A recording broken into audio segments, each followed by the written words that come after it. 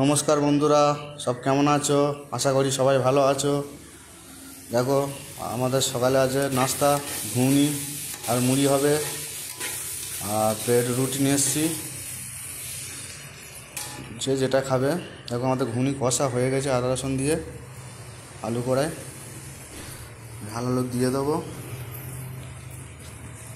ভিডিওটা একটু লং হবে, দেখতে থাকো।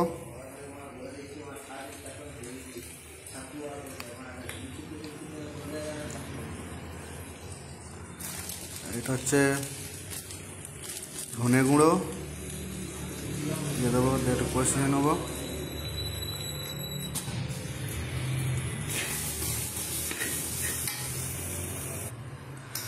এবার জল দিয়ে দেবো, কষানো হয়ে গেছে।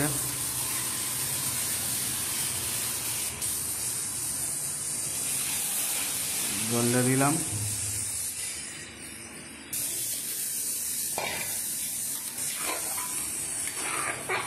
চলো, আজ সকালবেলা কী বাজার করে নিয়ে এসেছি সেটা দেখিয়ে দেবো।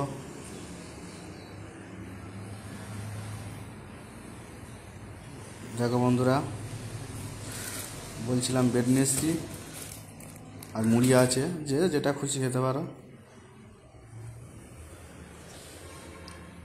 একটা সুন্দর পালং শাক নিয়ে এসেছি।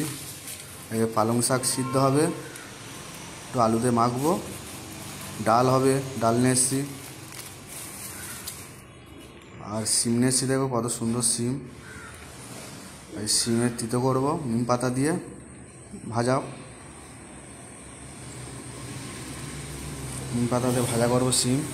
ধনে পাতা নিয়ে এসেছি, মুড়ি খাওয়া হবে ঘুগনি দিয়ে। বলো তো বন্ধুরা, এটা কি বলতে পারো? এটা একটা সবজি, কিন্তু এটা বলো সবজিটা কি? যদি জেনে থাকো কমেন্টে জানাতে ভুলবে না বন্ধুরা। কি সুন্দর লাগছে দেখেছো? আমিও নিজে জানি না এটা কি সবজি। দোকানদারের কাছে নামটা জেনে নিয়েছি, তোমরা যদি জেনে থাকো বলো। চলো, ঘুগনিটা কি হচ্ছে দেখি। ডালটা ধুয়ে নেবো, ডালটা বসিয়ে দেবো। ঘুগনি হয়ে এসছে, ডালটা একটু পরিষ্কার করে নেবো।